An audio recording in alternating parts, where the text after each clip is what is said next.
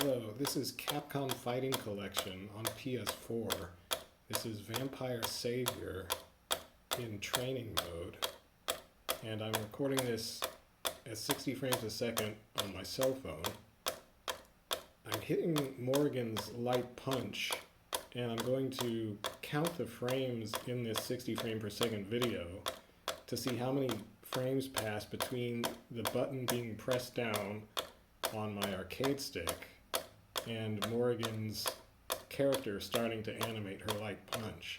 And that's a very rough measurement of the input delay on my particular setup here. It's an extremely crude way of measuring input lag, and it only really applies to my particular setup. But it gives me a relative comparison between games that I have and play on my system. So that's probably enough punches. This monitor is I think it's a 1 millisecond display lag. It's some kind of really low lag. Maybe it was 5. It was more like 5 millisecond display lag, 1080p monitor. This arcade stick is a Hori HRAP Pro 5 2017 edition, which is a low input lag arcade stick, and then it's just a regular old PS4. You can see sandwiched under some other consoles over there, and that's really about it. I am running this through a pass-through on a Elgato capture card, but it's not doing anything right now, so that shouldn't affect the input delay. I've measured the other Darkstalkers ports I have, so for reference, I won't know what the frames of delay on this are until I stop recording and count the frames. But for comparison, I have Darkstalkers 3 on PS1, where I counted 3 frames of delay, which is pretty good. On PS2, I have the Vampire Darkstalkers Collection for Japanese PS2, and in Vampire Savior, in that collection, I counted 4 frames of delay. No, I'm sorry, I counted 5 frames of delay in that one, which kind of surprised me. So that's not very good. It's a great collection otherwise.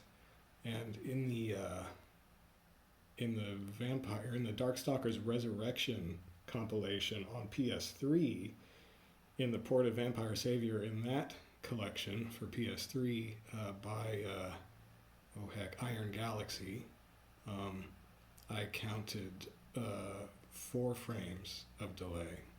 So far, up till now at least, the lowest input delay Darkstalkers I have, and these are all on PlayStation systems of various generations, is the PS1 version of Darkstalkers 3, which is an enhanced port that has all the characters, and it's just pretty good. And I hadn't expected that it would be the lowest input delay one of the older consoles, but at least on my setup it is. So it'll be interesting for me to see how this version stacks up. I'm gonna, for instance, the input delay I measured in a previous Capcom compilation on PS4, the 30th Anniversary Collection, in Street Fighter 3 Third Strike, in that collection, I measured 4 frames of delay. So I wouldn't be too surprised if this was somewhere around 4 frames of delay, even though this one is not made by the company that made that 30th Anniversary Collection, who was what's their name?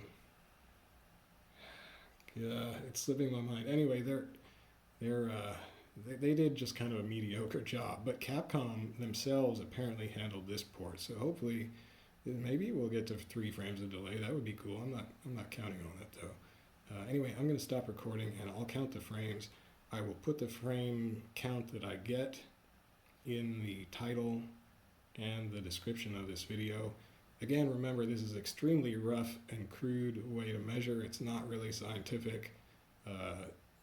you really want to look for, you know, websites that are professionals at this thing and use like super high frame rate cameras and LEDs wired up to buttons that go on instantly and all this stuff.